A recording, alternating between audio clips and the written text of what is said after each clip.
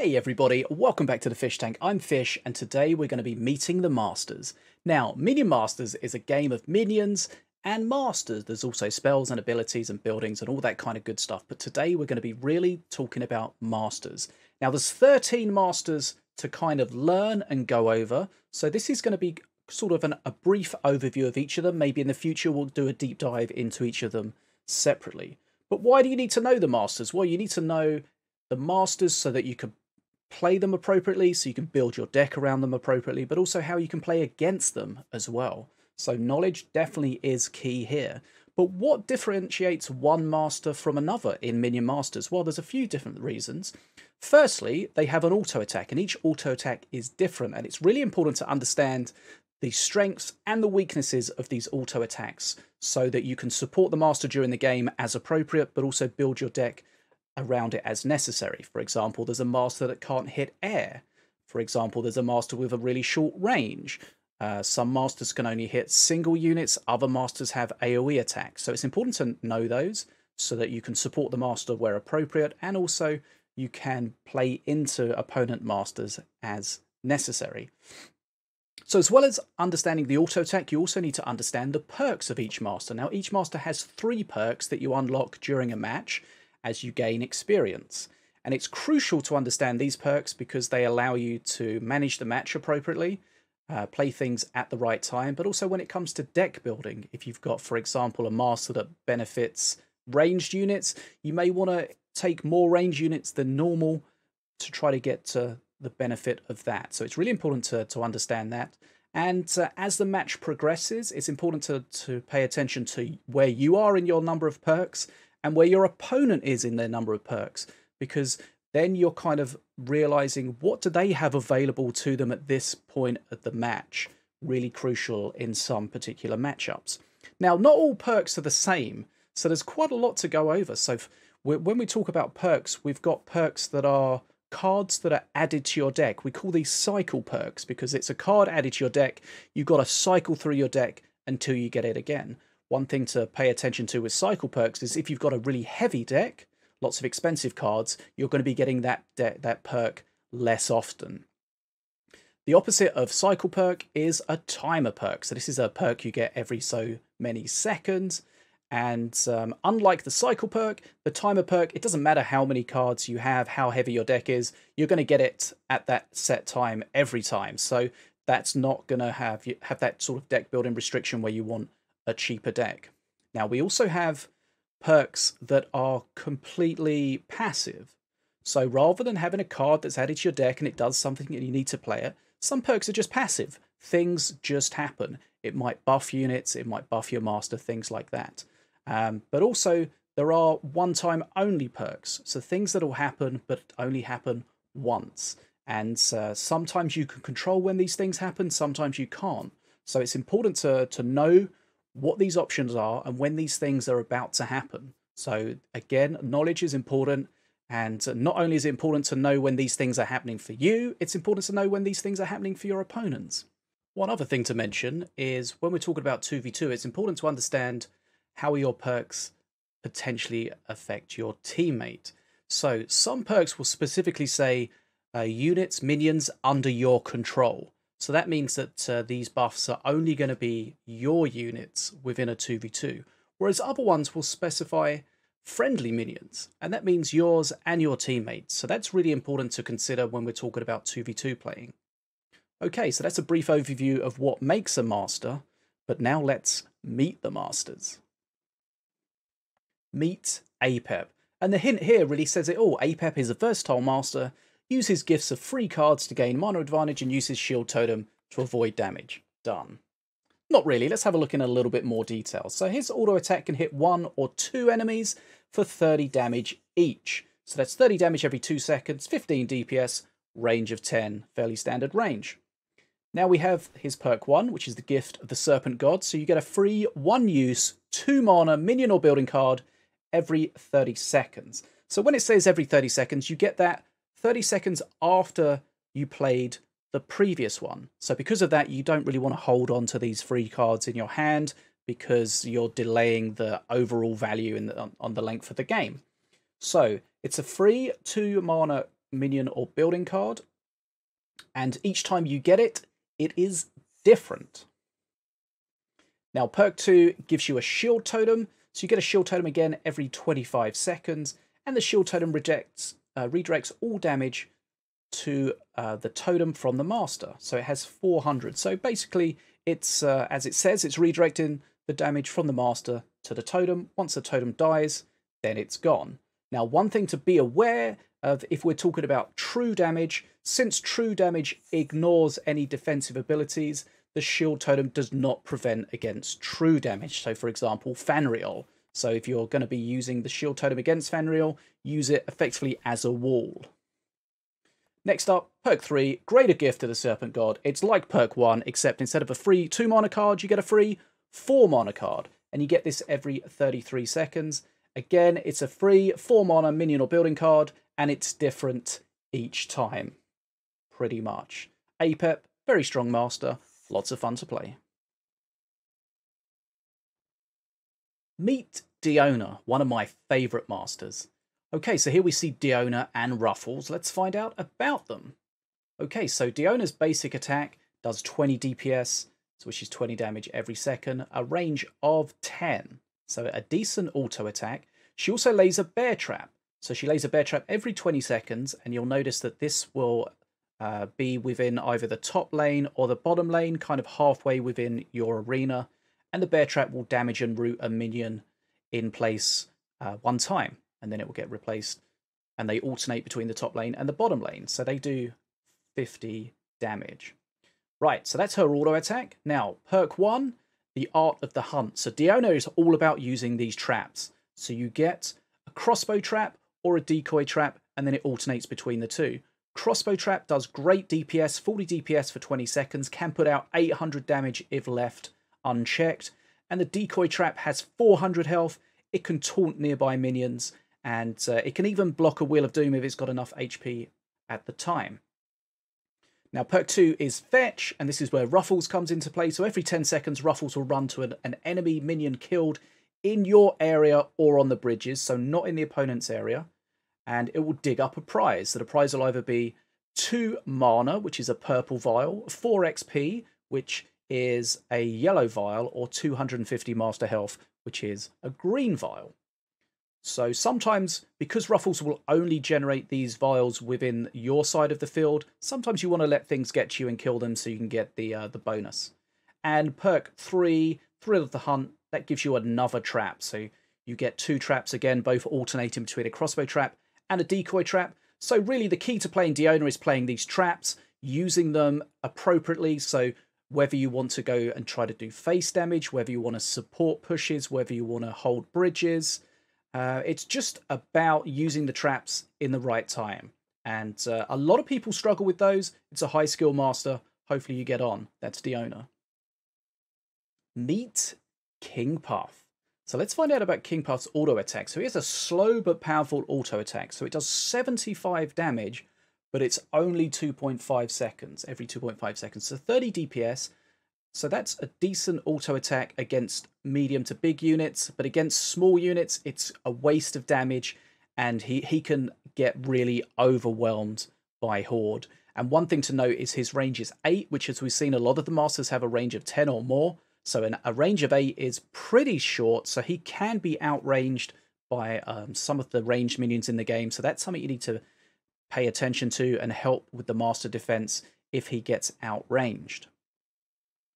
Okay, so his perk 1 is the Trick Swap. So you get a 1-use copy of the Trick Swap card every 40 seconds. So you can only have one at a time. The Trick Swap swaps the locations of the bridges. So effectively anything that's on the top bridge comes down to the bottom, and anything on the bottom goes up to the top. Why would you want to do that? Well, it's kind of useful to move things about, but also it stuns all enemies for 4 seconds. So if you've got a fight on a bridge between you and the enemy, if you switch it, then you get that 4-second stun, which will hopefully help you really trade well in those specific fights. Now, perk 2 is the Royal Gifts. So these can be picked up within your side of the arena. So every 22 seconds, you receive a Royal Gift. Now, the Royal Gift, this cooldown, can be reduced if you play 4 to 7 mana cards. Every time you play one, half of the cost, so a 4 mana card reduces that by 2 seconds. So if you're using a lot of 4 to 7 mana cards, you can reduce the cooldown of these buffs and get more buffs. But what do these buffs give you? There's the Gift of Rage, which can rage up to 5 friendly minions, teammates included. Gift of Shields, 5 friendly minions can get shield. Spirit, a nearby friendly minion can get spirit. Gift of Knights, which is summon 2 Knight Puffs. And the Gift of Spells gives you a random 1-use 2 mana spell in your hand that costs you nothing. And at perk 3, Send Forth the Horde. So this kind of empowers your bridge switch. So when you do a bridge switch, each friendly minion could generate a Night Puff. Now they generate the Night Puff in the opposite place of where they are.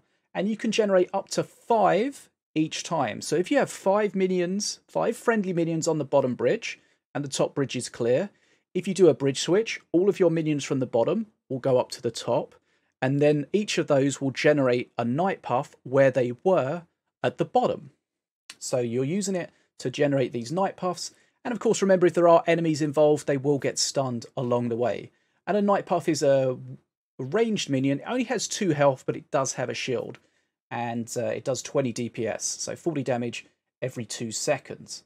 So really, when you're building a King Puff deck, you're kind of building it around the idea of generating these Night Puffs. They're very strong in the late game, so you want minions that are multi-minions, so you can get a lot of different units on the bridge and start generating these Night Puffs. And of course, as mentioned, 4 to 7 mana cards reduce the cooldown of your buffs, so consider that as well. Meet Milloween. Now, Milloween is a master that synergizes well with spells. Let's find out how. Okay, so her auto attack, she fires 3 arcane sparks at nearby enemies. They do 27 damage each, and they have a range of 10 and a cooldown of 2 seconds. And interestingly, she spells for each spell in hand, she fires an extra spark. So 3 sparks to start with. If you've got 2 spells in your hand, she'll fire 5. And obviously that will change depending on how many spells are in your hand at any particular time. Now we have the Arcane Golem. So the Arcane Golem really is the key to the Milloween decks. So you get a 1-use Arcane Golem every 30 seconds.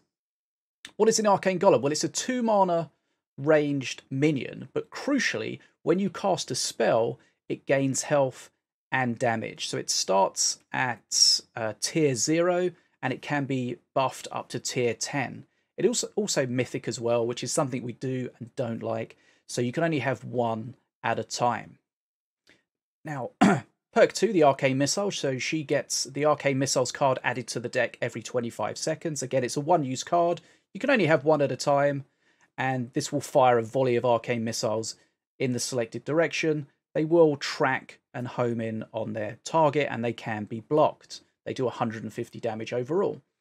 And perk 3, this basically buffs your Arcane Golem, so it starts at level 5. So at perk 1, the Arcane Golem starts at level 0, and at perk 3, it starts at level 5. And again, that can be buffed up to 10 in total. So that's Milloween. Basically build a bunch of spells and profit. Meet Mordar. Mordar is a very strong master at the moment, received some changes recently. Let's find out about him. Quite a complicated master. Let's see if we can get over it quickly. So Mordar's auto attack, it affects his entire half of the arena. It starts off doing 2.5 DPS, and then it gets faster and faster, up to a maximum of 10 DPS. Doesn't sound much, but it's affecting everything on that side of the arena. Next up, we have the Tombstone. So you get a Tombstone every 30 seconds. Now that's 30 seconds after the previous one died. And the Tombstone will revive the next minion you control that dies, assuming that it's charged. So it will take a period of time to charge. Once it's charged, then it will be able to revive a minion.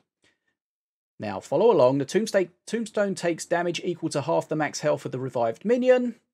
So if the Tombstone survives, then that unit will be max HP. If it doesn't survive, the Tombstone will be damaged, and the minion that is revived will have partial HP, depending on how much HP the Tombstone has. Kind of confusing, but basically tombstones can revive multiple units. Previously, they couldn't.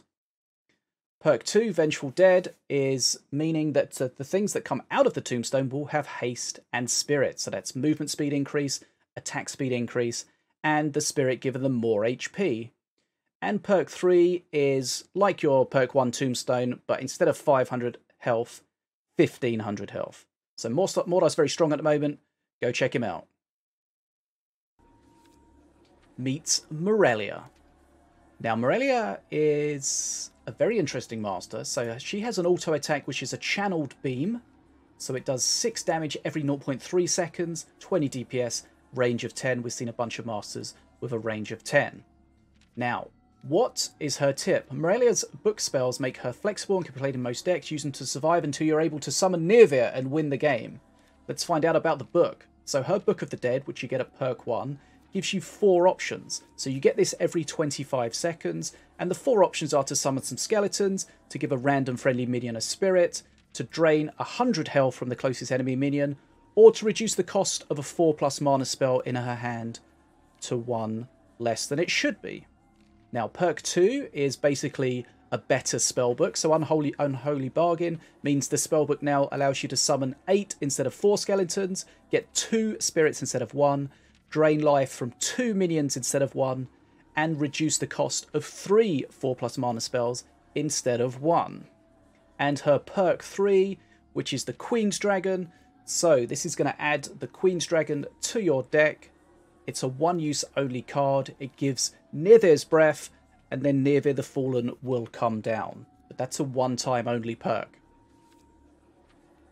That's Morellia. Meet Wrecked. R3 KT, however you want to say it, this guy is a beast. Very strong master, very high skill master. Let's find out how he works. So his auto attack, he's got his dual auto blasters, so 20 DPS, range of 8, so kind of a short range, a King Puff range compared to some of the other longer ranges. But he does get an attack speed bonus for every 4+ mana card in your deck. So you want to take that into account, because not only does it empower his auto attack, it also empowers his clones. But what's a clone, you ask? Well, let's find out. Perk 1, Shadow Dance. So this adds 2 Shadow Dance cards to your deck. So a Shadow Dance allows Wrecked to enter the field as a mythic minion. Now, unlike Settsu, where you can put Settsu with the blast entry wherever you want, Wrecked will start near his tower. Now, the Shadow Dance means that if you play him, he will have a clone in the opposite lane. So if you're playing him at the top, he'll have a shadow clone in the bottom lane. The shadow clone looks exactly like him, but it's weak, doesn't do much damage, but it also does explode on death for 50 damage. So the key to using Wrecked is to get out on the field and use these shadow dances to move Wrecked around, to move the clones around, to get the value out and to keep the pressure on. So a pretty aggro master. Now perk 2 gives you an additional Shadow Dance, so you can start jumping more, have more clones, get more pressure on there. And perk 3, he has a 1-punch blast. So this is a removal card. So it does overall 250 damage. It does it in a line. It's kind of a nuke, so it will keep going until it runs out of the 250 damage. It does do true damage, so that means that it will ignore any sort of defensive abilities like shield, stuff like that. And it has a range of 8. So the line nuke means that if it hits something that has 250 health, boom, it will destroy that. Whereas if it hits something with 50 health, then it will carry on with 200 more damage left and find, hopefully within that range of 8, more stuff to kill. Wrecked, fun master. Meet Ratbo, the leader of the Scrats. So let's find out about him. So his auto attack's kind of underwhelming, really, primarily because it takes 2 seconds to charge up. So it will do 16.67 DPS, so that's 5 damage every 0.3 seconds when charged up. Range of 10's pretty normal, but the fact it takes time to charge up makes it kind of underwhelming. The DPS is pretty low, so maybe he'll get a buff at some point. Now the hint here is fill your deck with cards that summon multiple minions and use Mordar to take out big enemies. What does that mean? Well, let's find out. So his perk 1, Summon a Scrat every time you or a teammate plays a minion card. So this is a perk that can buff you in solos and help you and your teammate in duos. Now, Scrats summoned by Ratbo, 5+ mana minion cards will also gain a barrel shield, so they'll be more valuable. Now, perk 2 is the Mordar. So the Mordar is a removal spell. I think it's a 1 mana removal spell. It will target the closest enemy,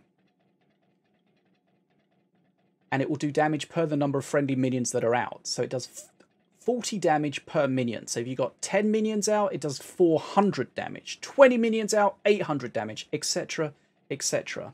It does deal reduced damage to masters, and when you fire it, there is a little bit of skill to it, because there is a small window between the firing and the locking on and then the actual shooting, and that can be used as a way to get the Daka to hit the target that you want.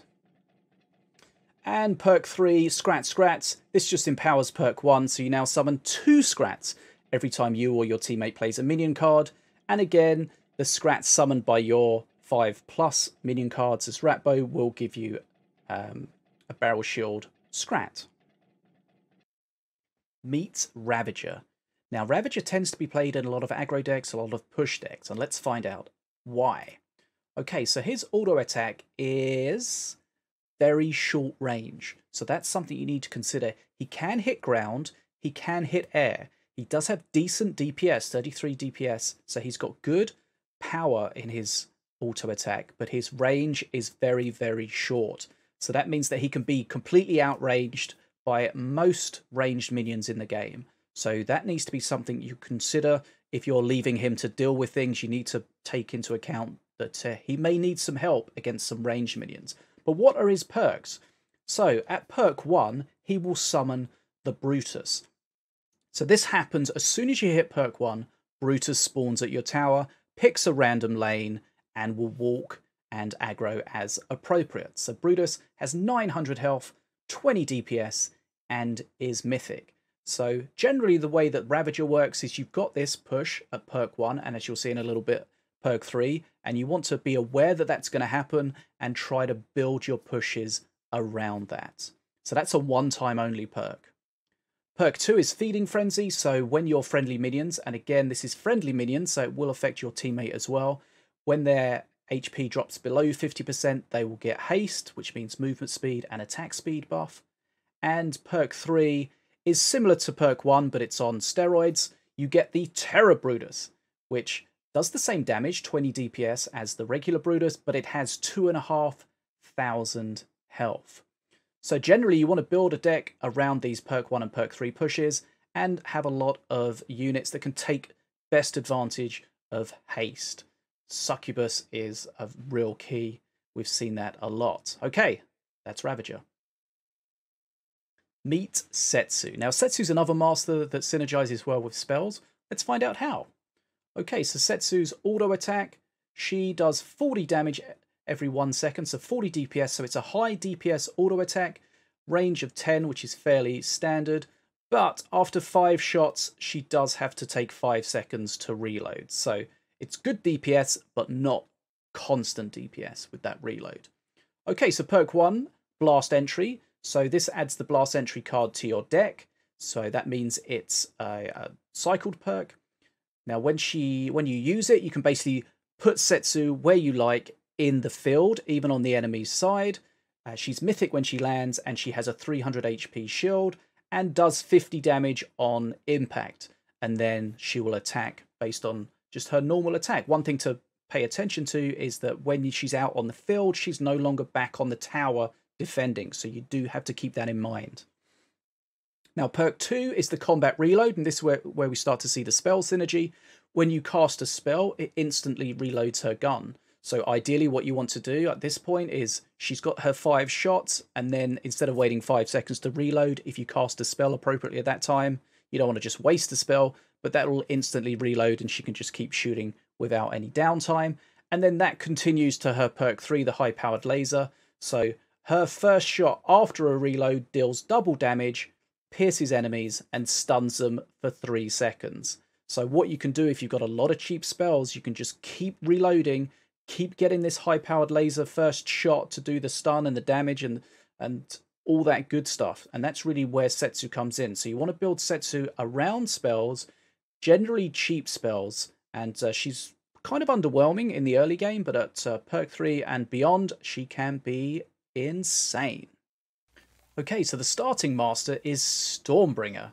So let's find out about Stormbringer. So let's have a look at his auto attack. So his basic attack does 35 damage, 4-second cooldown, a range of 20. So that's, as we'll look at some of the other masters, he's got a very long ranged attack to start with, and it gets even better. So he's good at picking off units, but he's not, because of his slow cooldown, he's not good at dealing with lots of things on his face. He's not good at dealing with clumps. He doesn't have any AoE or anything like that.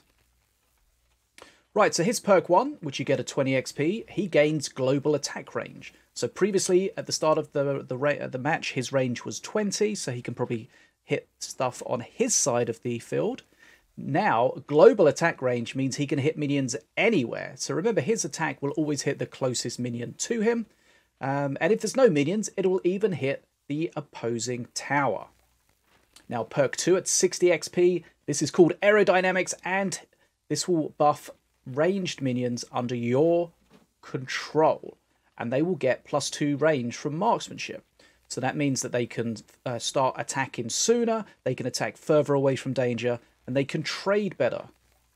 And perk 3, lightning reflexes. So this buffs his auto attack, which means he attacks twice as fast, and that can be something that seems quite simple, but it can be really strong actually out there on the field. So when it comes to building the decks, you want to build the deck around the perk 2. So you want ranged units to take advantage of his marksmanship. Of course, you can't probably get away with only playing ranged units. You're going to need some tanks in there as well. That's Stormbringer. Right, here we have Valorian. So what's Valorian's auto attack? So it does 40 damage every 2 seconds, 20 DPS, so not too shabby. Range of 10, so remember, Stormbringer had a range of 20, so this is much shorter range, so we need to take that into account when thinking about it. But what do his perks? So, Searing Light, his perk 1. So this is effectively adding a removal ability to your deck. So he does 5 attacks based on his auto attack. You basically select an area on the field and it will hit random enemies in that area. So it's really good at removing things, but because it hits randomly, you do need to play it carefully, and it does offer counterplay for your opponent to throw down some horde or something to tank those hits. Next up, we have perk 2, Holy Light. This is where he starts to heal his injured minions up for 20 health. So he heals up to 5 injured minions for 20 health every 5 seconds. And perk 3, Divine Light. This doubles his damage as well as his healing. So not only does this double his healing, it doubles his auto attack damage when he's on the tower, and it also doubles his Searing Light damage. So that makes his removal spell even more powerful. We have a hint here, works well with groups of mid-ranged health minions such as Legionnaires, and as we mentioned, use Searing Light to pick off weak enemies. We see a lot of Empyrean-based decks with Valorian because it is kind of his theme. Doesn't get any extra bonus for it, but we do have a lot of mid-range Empyrean cards which work well with Valorian.